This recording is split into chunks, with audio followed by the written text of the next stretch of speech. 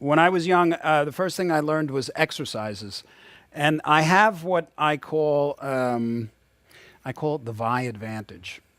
I had Joe Satriani as a guitar teacher when I was 12. Actually, for 3 years, I was between the ages of 12, 13, 14, 15, and Joe was like 5 years older than me. We grew up in the same town, and I went to him for lessons every week. I sat this close to greatness and watched it and was taught by it. I was mentored by one of the greats. So, a lot of the stuff I'm even passing on is just stuff that I absorbed from my lessons with Joe when I was a kid. And then, of course, I developed it. But one of the first things that I started doing when I wanted to get my chops in order, well, one of the first things I recommend you do is just learn how to play a song. Any song that you like, figure it out, any means necessary.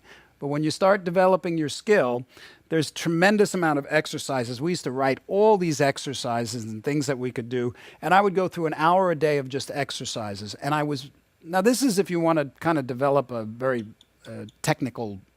high technical level of playing. And for instance, we used to do this one that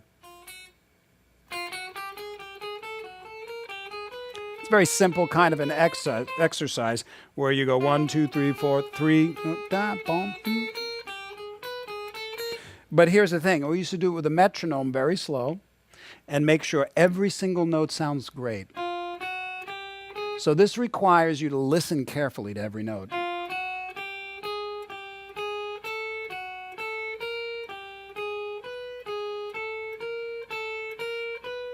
Etc. And then you get to the top and then you go backwards.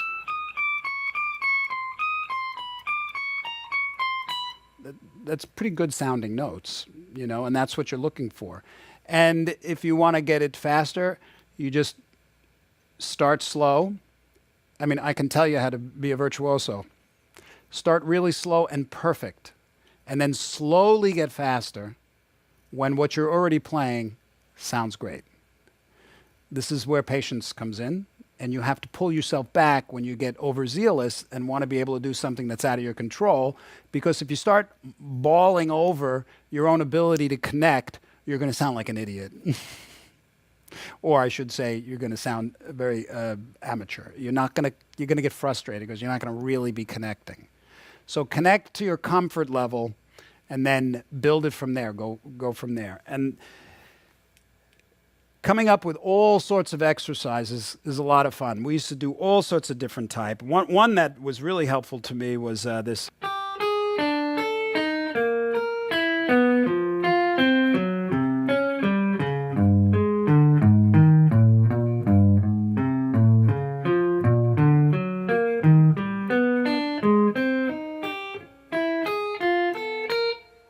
And I would do that very slow and perfect, and then if I made a mistake, I'd start over, and then a little faster, and then a little faster. It's an incredible exercise. And I would do things like just trill like this for about as long as you can. You'd be surprised how hard it gets. You'd be surprised how absolutely effective it is in the entirety of your technique. If you just take a little bit of time every day and just go like that until your finger falls off, and then do it with these two, and then do it between 2 frets, and then if you got the time and not that it's very practical, but, and then make sure to do it in every place possible, because it's different here than it is here, and then I would do it with these 2 fingers. And just do it until you can't do it anymore. If you can do it for more than 1.5 minutes, I'll give you $1. It's hard. And it's got to sound good. It can't sound crappy. And then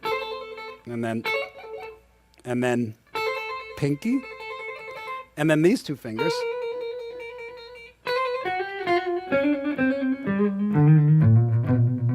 Until you can't stand it anymore.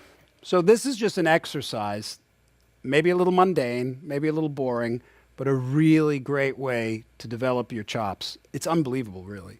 I used to make these libraries of exercises. I just love doing them because it's so much fun when you can't do something and then you work at it and then all of a sudden you can do it.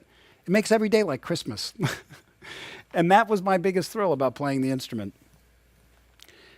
Now, these, as I mentioned, these are all technique academic things. So exercises. If you're interested in doing exercises, my advice is start really slow and perfect. Find the right tone and do them until you're blue in the face.